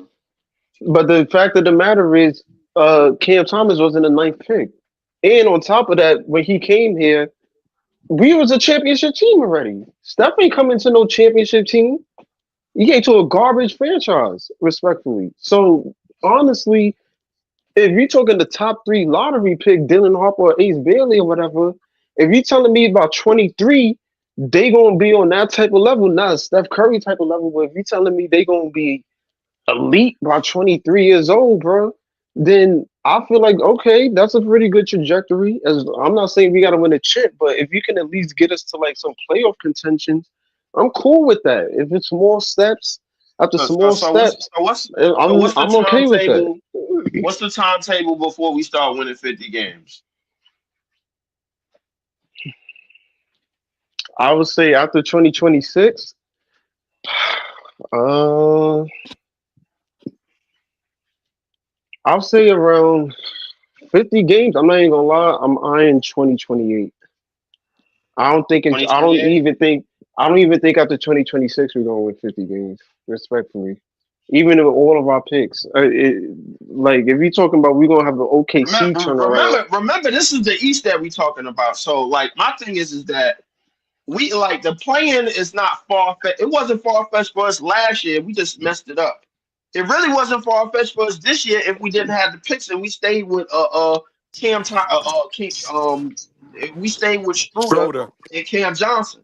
Realistically, bro, like so 30 something wins is obtainable, but that's still under Unless 500. somebody telling me that we have OKC turnaround with like what they did with Shet, and all of a sudden next year they won 50 games. I don't know. It starts with this draft. For us to have any type of way to get to there, you need pieces around what you got now. You need pieces around Thomas and Clowney. That's where it's going to start building. If we could build this draft, we have a good shot 2026 of being in a way better position than we are right now. Being in the middle will get us nowhere. If we have a middle team that can at least get to Eastern Conference Final one day, there's no point of doing this. So we got to build for that. That's what matters. And whether y'all want to hear it or not, we need players on this team better than Cam Thomas and Clowney. Right. That is a fact. There you go. We need players on this team better than them. Not saying that they're trash, but let's be real. In order to make an elite team, we need players better than them. That's just 2026, bro. After 2026, bro. If Cam Thomas is still one of the best players on this team, bro, we not winning 50 games this season. If he's the third best player on the team, I'm okay with that. Hey, what? It ain't no what if, bro. We not. No, that's nah. You can't say not, Leaf. You can't say not. Leaf, what do you want us to win, man? What are y'all? I need to know what are y'all niggas seeing, bro? Like that it's gonna. What are y'all niggas seeing? You can say that for the majority of the teams that was. Did Denver fans back then think they was gonna win 50 games? Probably not. They didn't think they was gonna get a Jokic. They didn't think they was gonna get that team. They was trash for the past few years before they got him. Like that was an anomaly. DJ was there, Jokic. Yeah, like no, a lot of teams in the league didn't think they was gonna win 50 games. If you told Milwaukee fans that before they landed Giannis that they was gonna win, have a 50-game winning season to win a chip, they would have looked at you like you was on crack. Like we don't know the future. It took them niggas about a good 6. It took them niggas about a good 6 It took them years. niggas years, bro. Yeah, but the only thing about it, Giannis already hit the ground running for a garbage team and back when he came in. The Bucks was some shit, bro, when he came in there, but they were still making the playoffs with 30-something wins and 40-something wins. The reason being is because the East is trash. Now I'm talking about the East's trajectory and our competition going forward. Right now, Cleveland is like this, one of the, like not to piggyback on Cleveland, but the coach that we supposed to have right now. Now, no disrespect to Jordi, the coaches that one of the coaches that we supposed to hold on to, he's over in Cleveland, got them niggas looking like a 70-win team right now. You gotta see how they do in the playoffs, Leaf. Playoffs are really gonna tell what type of team these Cavs are. Regular season, that's all fine and dandy, but the playoffs has always been their Achilles heel. They gotta show that they can really put that all together in the playoffs. This looking like, man, he got this team looking better than what Braun had them looking like, man, when he was here. I ain't gonna lie to you, bro. This shit is ridiculous. That's a very valid point. I'll give you that. The Bucks escaped Orlando tonight. Damn it. Yo, listen, I feel good about our Bucks pick. They're gonna be scratching clawing almost every game. If they're like 5 or 6 games over 500 by the time the season ends, that pick will drop under 20. They have to be at least 15 games over 500 for that pick to be a 20 pick. If they're under 10 games, we got a shot at getting under 20, man, with that pick. Bro, this is why I was talking about, like, I didn't understand the division talk last time. Like, yo, Paulo came back his first game after injury and dropped 33, bro.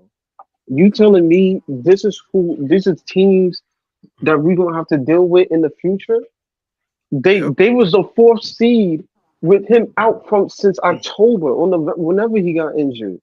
You telling me these are the teams? This is what I was saying when we was talking about, yo, Cooper Flag go to Toronto is over. Nigga, look who we got to deal with in the league already. Well, yeah, but we still don't want Cooper with Scotty Barnes, though, LM. Let's be real. That combination could, John, what I'm saying is, even in the West, like, it don't even matter who you face because basically every team in the West is good. I'm not saying that's the case in the East, but it's next man up for whoever team. Like, it don't matter what division you at. If Cooper land in Toronto or whatever, that's something we're going to have to deal with. Hopefully we get Ace or Dylan and, you know what I'm saying, it's on equal opportunity. But we got to worry about these other teams. Boston ain't going to win no time soon. Cleveland, I'm sure, is keeping Donovan Mitchell in them. Orlando's going to come up. Detroit look like they're going to be a good team in the next few years. They finally getting it together. K looking like he all-star. Charlotte is probably going to put it together sometime soon. Toronto, if they get Cooper or whatever the case may be, they might put it together sometime soon. Washington, I don't know. It may take them a couple years. I'm not sure about Washington. But what I'm saying is the talent. Philly, I don't know. They can get over the injury group. I don't know. I don't think we can. Philly should not get no lottery pick this year, man. I think you lose to the Pelicans. Out of here. Wizards might have the worst record when the season ends. I don't think anybody can out-tank them, bro. Yeah, we're not out-tanking them. Wizards. We're not the Wizards. Oh, yeah, we're not out-tanking them. My thing, but they do have talent on their team, though. We got to get into that bottom 3. I think I don't know. That's gonna be hard. I think we're not passing New Orleans and Washington, though. That's a fact. I think we can get facing Utah Sunday, right? They're not playing tomorrow, are they? Are they playing tomorrow? I think Portland is going to surpass us. They might win 14 games. I think they are 13 right now. Yep. They about to take Portland is above us right now. So right now, from the 20th team is San Antonio Spurs. 21st is the Bulls. 22nd is Phoenix. The Phoenix shit is what really bothers me. The 76ers is after Phoenix, Portland, and then us at 25. So there's 5 teams worse than us. Utah, 9 wins. Charlotte, 8 wins. Mm-hmm. Toronto, 8 wins. New Orleans, 8 wins. And Washington, 6. Yep. Yo, Utah. I think Charlotte reached 13. I think Charlotte can get 13 wins. Utah playing a back-to-back against us on Sunday. Jeez. I don't know, man. That's I think the lowest we get is probably like fourth worst. But even if you get to 4, I think your odds is still legit. Like I like the. I don't know, because even with Detroit, I know we're Brooklyn, but even with Detroit, like they was in the top 3 for most of the years, and them niggas kept landing at 5. Like, I Yeah, mean, it's really tough. Like, who's to say the 4th spot isn't the best I mean spot for us? We might be 4th, and we might they get the did 2nd pick. they did get #1 overall too though. They got Cade. Yeah, they got K, but after that, they was getting done dirty for You know, and most of the season. they took Killian high too. Yeah, they did. They took both Killian and, now that I'm thinking about it, Jaden Ivey went top 8, I believe. Yeah, Jaden Ivey was a top 10 pick. Yeah. But look, right, Washington, I think last draft, I don't think it was the Wemby draft, but the recent draft with Sarr and them, Washington got the 2nd pick, but Atlanta had the better record. So like it gets interesting, but it also gets kind of crazy because it's like you would think Washington would have got the 1st pick. So hold on. Let me ask you something. I'm just listening to the conversation, but let me ask, how many lottery picks Detroit got? How many top seasons went past before they became competitive? Those 2 questions, really. I ain't gonna lie. They I went think they got like 3 or 4. I think they went 4. Yeah, 4 years, but they drafted the same position 3 years in a row. Right. They drafted Killian. Right. They drafted Killian Hayes as a point guard. They drafted Jaden Ivey, who was a point guard, and they drafted Cade Cunningham, who was a point guard. Mm-hmm. So that, and then they changed coaches 3 times, so that also stunted their growth too. Yeah. And what also stunted their growth was Cade was injured for like the past 2 seasons. Like he had to get season-ending surgery. Then he got injured his rookie year.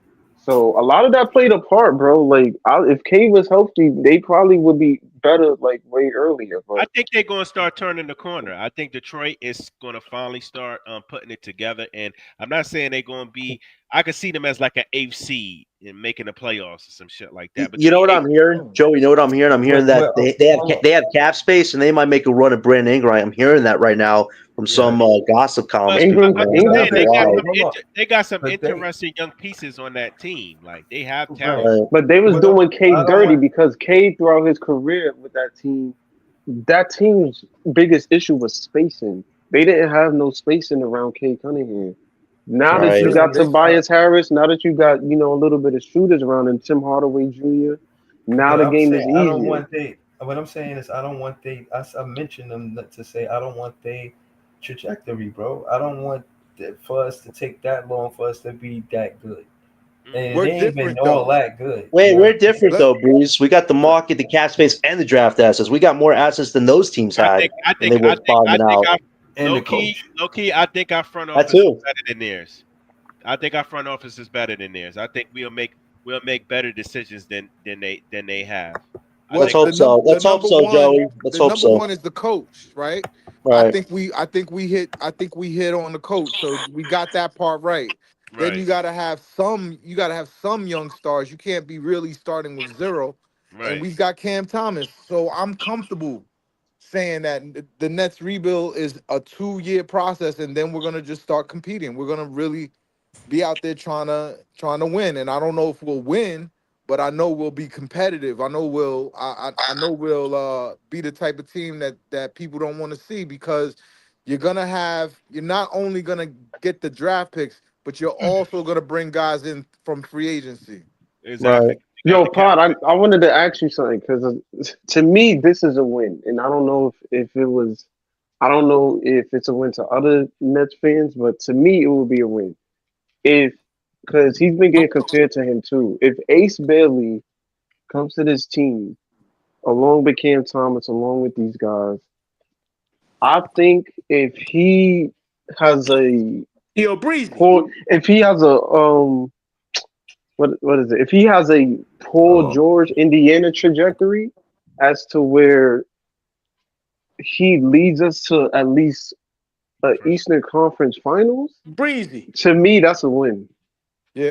Fox. Hey, I'm gonna head out, guys. Have a good night. Fun show, all right? Good show, guys. Yeah. All right, peace out, John. After everything, Brooklyn Nets, John. Hey, somebody calling you, Breezy. Yeah, that's Peoples.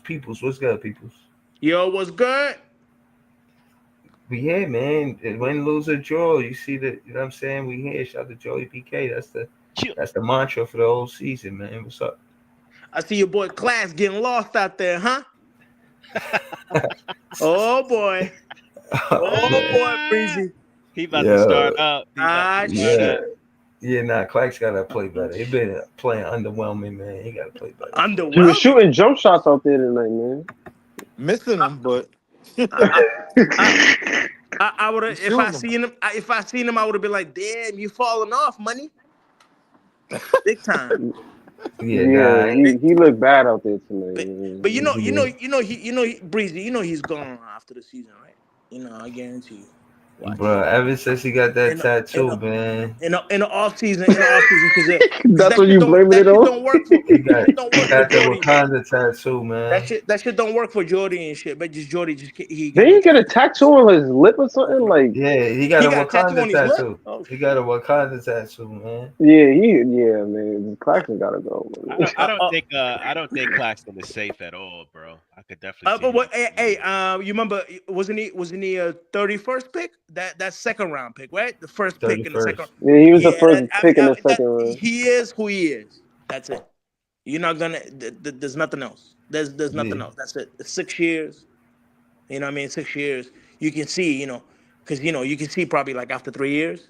After 3 years, right. He's going up. He's going up, up and up and up. You know what I'm saying? That's it, Breezy. You know what I mean? I would hate to be wrong and shit. You know what I'm saying? Because he do have the measurements. I mean, he's good. He just hit the measurements, like physical. Not for. I mean, he hit a wall. That's what happened. He hit a wall, bro. You think it's a wall? No. Hold on. Bro, how much better we think he gonna get at 25, bro? Listen, no. What I'm saying is, doesn't everybody agree with me? Like he's ceiling. That's it. No, it's like Jalen Wilson. Jalen Wilson ceiling right now. What I'm saying is, don't expect to see him on the offensive side of the ball without somebody to do the pick and roll with. Y'all just see me play the whole video where Cam Thomas kept finding Nick Claxton. He didn't show. Hold on. That's what I'm saying. If you want offense from Claxton, I can see fans asking more from the free throw line, but outside of that, don't expect much. Don't expect much, bro. That shouldn't be your only form of offense, though. I'm not saying you're wrong, LM. I'm saying don't expect it. I think two things could be right at the same time. Y'all both right. I mean, I'm saying the jumper doesn't look bad though. That I give him that. It's not ugly. It look uncomfortable, people got some ugly shit. People got some ugly. I think that baby hook he does is ugly as shit. I don't know. Everything he does is ugly, bro. What's your boy from the Knicks? And you look nasty on the court. Yo, you know who I'm talking about, Breezy? He looks just like cricket. He looks like the actual the actual talking cricket. about Mikal Bridges? No, I'm talking about the dude that be throwing side with the point guard that was. Oh, you talking about Schroeder? No, he's talking about campaign. Can't be. He looks just like cricket, yo. He just looks just like cricket. That's crazy. I mean, his face. Look at his face. Look at him up close. Look at him up close. I would have been like, damn, my guy. I know you got mad money, but damn, at least I got a good looking face. I'm not. That's Chris Brown, crazy, but I can get away with my face. Around the females. Females girl can wake up and not throw up. We took about in the morning. Shit, like people should. You know what I'm saying? Like you want to enjoy your lunch. I'm sorry, you enjoy your breakfast when you wake up and shit. When somebody's sitting across. All right, people, hold on. You know what I mean? But anyway, I'm just saying. He don't have that kind of jump shot. You know what I mean? He don't. Yeah. At least it looks smooth. Like the way he releases his shit, the way his hand, like the flicking whatever you flicking the wrist and shit. It's not bad. It's just that's all you're gonna get. But they was talking about maybe the Pacers would give up Benedict Mathurin. That's the guy I want. Nah, they never would. That's the guy. They would never give up Benedict. Damn, I would be like Cam Johnson. You know what I mean? I drive you personally to the airport and shit. You know, for them to compete in the for them to compete in the playoffs. Benedict and Cam Thomas would be a movie though. It would be like the beginning, and then maybe like I said, maybe we're gonna win like another 5 games, man. I think we're gonna win another 5 games, like 18. Like I would say like 8, maybe 20. All right, let's just say 20. Like 7 more wins because you just can't win. I don't care about the West Coast trip, but I hope we better win. That's what I'm saying. So if we get like a Matthew, I'm just saying, Pacers give them up. Maybe after that, you know, you go by positions and shit, and then if you get lucky, whatever, you get 3 or 4, you get Ace Bailey, and you put Ace Bailey, Mathurin, Cam Thomas. Yeah, you're not getting Mathurin though. We're not getting Mathurin. As much as I would love him, I would love him. He's good, but yeah, we're not getting him. Yeah, he made a lot of mistakes too, but he got potential. He got potential. Hold on. Yeah, we're gonna get to that on the next stream because good looking out.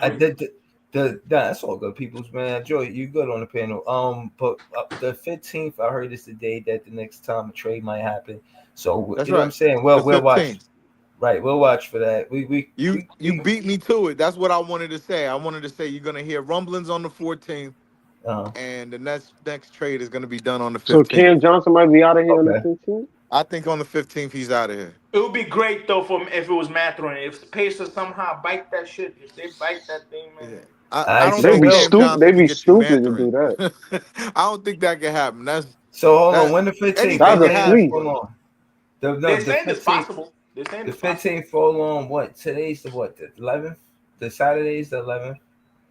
Right? Yeah, so I guess it's like Thursday. Oh yeah, that's good.